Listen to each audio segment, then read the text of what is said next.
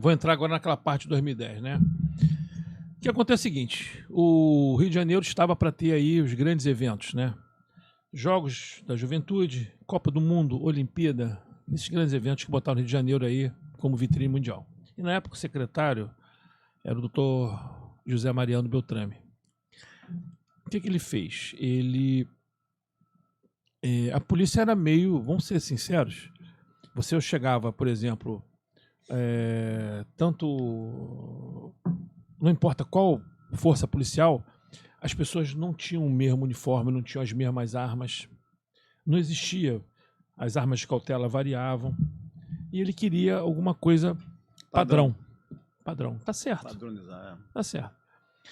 E chamou um oficial muito competente da Polícia Militar, meu amigo, Coronel Nunes, e na época ele era o sub do BOPE, e ele foi incumbido de montar uma comissão convidando membros da Polícia Civil e da Polícia Militar. Então, ele chamou na Polícia Civil, caiu na Core essa responsabilidade. O primeiro cara a ser chamado foi meu amigo Cláudio Leão, que era o responsável pelo setor de sniper da Core, e aí ele chamou outros dois, eu e o Laje, e na Polícia Militar nos chamou a princípio 2 oficiais ou 3, e nós fomos conversar. Aí ele explicou o que ele queria, né, lá na Secretaria de Segurança, e a gente ficou de mandar cartas convite para eles mandarem as armas aqui para a gente testar. E isso levou alguns meses. Uns 6 meses depois a gente voltou lá, e aí, que eles conseguiram nada. Por que conseguiram nada? Porque o Exército dá 10 dias para arma. Em 10 dias, muitas vezes, não consegue nem a liberação no carro do porto. A aduana não consegue liberar a arma em 10 dias, e em 10 dias a arma tem que ir embora. Como é que ele vai testar? Aí ele falou assim, bom, então já que as armas não vêm até vocês, vocês vão até as armas. Aí a gente se dividiu. Eu já tinha feito um relatório, porque que acontece? Nós não tínhamos, as polícias não tinham, até aquele momento, adquirido armas para combate, o que seria hoje a doutrina de um atirador designado, né? Fuzis de perímetro não tinha esse conceito. Fuzil de perímetro com precisão tática. O que é um fuzil de perímetro com precisão tática? Era uma arma que o americano estudou na época da invasão lá do Kuwait, em 1990 ou 91, não me lembro. Operação Tempestade no Deserto, né? O americano voltou para uma guerra depois de uns anos. Foi quando eles entraram as 9mm da Beretta, né, no lugar das Colts e tal.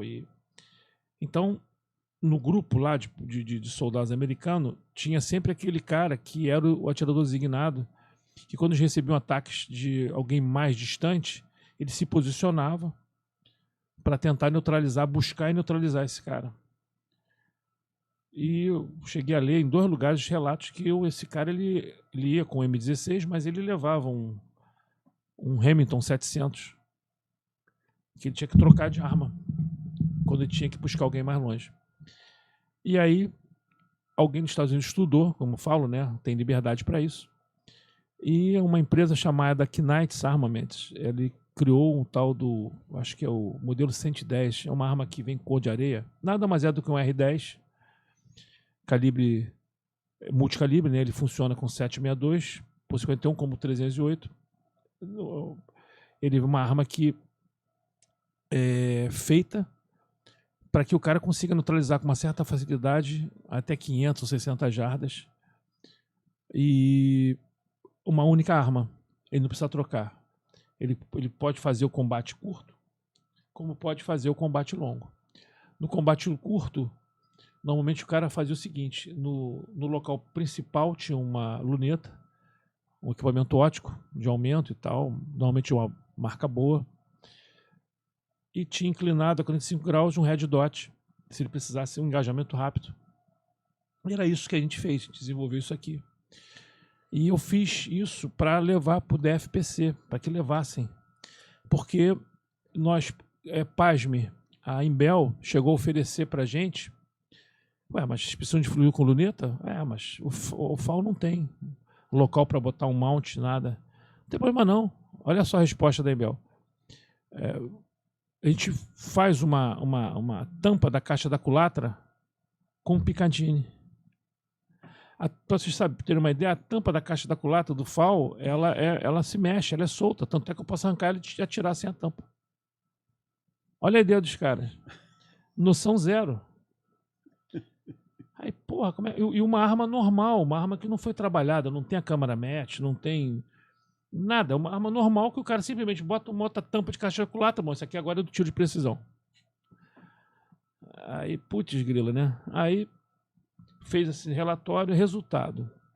Eles foram obrigados a ceder. Do mesmo jeito que eu tinha o relatório, fui fazer um relatório de arma curta, porque como eu falei, você é só técnico mecânico.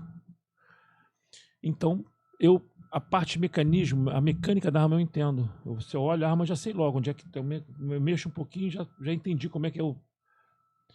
Uma coisa é aquela história, é o cara que destrincha, né? Outra coisa é o cara criar, mas destrinchar para mim é fácil. Olha, bom. Então, o que aconteceu? Como é que eu vou provar ao DFPC que uma Glock, que era uma arma de ação híbrida, não é similar a uma 24/7, que é uma arma de ação dupla que pode trabalhar em ação simples se eu usar o decocking e botar o primeiro tiro, que é de você dá o golpe, ela está em ação simples. Você usa o decocking, ela joga para ação dupla, trocando de uma armadilha. É completamente diferente. Como é que eu vou fazer isso? Porque para o exército, as armas são similares. Elas são strike fire, as duas, ferrolho de aço e corpo de polímero. Aí eu falei, e agora? Aí, resultado, eu fiz um relatório. O único jeito é eu pesquisar, é eu mostrar o que é uma arma de ação simples, o que é uma arma de ação dupla, o que é uma arma de ação somente dupla, o que é uma arma com cão e uma arma de percussão lançado, para só depois dessa misturada toda entrar na ação híbrida, que é a Glock. Aí, tudo com fotografia, descrevendo passo a passo para o funcionamento da arma. Por incrível que pareça, isso aí convenceu quem tinha que convencer. E aí por isso que eu digo que a nossa polícia foi a primeira a ter fuzil de perímetro com precisão tática e foi a primeira a ter uma arma diferente uma licitação internacional, que quem ganhou foi a Glock. Do mesmo jeito que quem ganhou nos fuzis foi a Arma Light, a americana Arma Light. Que por acaso, indo lá fora, foi o fuzil que eu mais gostei de atirar. Porque na época a empresa ainda era uma empresa meio que familiar, né? Nós fomos recebidos pelo dono, o presidente, o Mark Westman. Trabalhava na empresa ele, a esposa, uma empresa que ele tinha tirado, a empresa está fechada há vários anos, porque a Armalite foi a empresa que trabalhou Eugênio Stone, que foi o cara que inventou, o criador do M16. O M16, todo mundo fala, porque é Colt. Não, foi criado na Armalite. A Colt pegou a patente. Mas ele foi criado em 762. Não foi criado em 556. Depois houve essa adaptação, né? Então, bom, mas o que acontece é que a arma era de excelente qualidade. Eu, particularmente, gostei muito. E das que foram concorrer, a Armalite ganhou. O que aconteceu? A Core e o BOP, mais o Choque, tiveram o R10, o Super Size, que é uma arma que vinha com uma luneta boa Leopold, com um retiro. Veio completo. A arma veio completa. Gatilho match, câmera match. Veio prontinho aqui de fábrica. Então, era a primeira vez que a Polícia Civil, porque a Polícia Civil nunca, toda vez, em todas as operações, até 2009, que você via a Polícia Civil, o policial civil está na rua com luneta, está na rua com red dot, não importa. Tudo comprado do bolso. Porque não tinha oficialmente isso.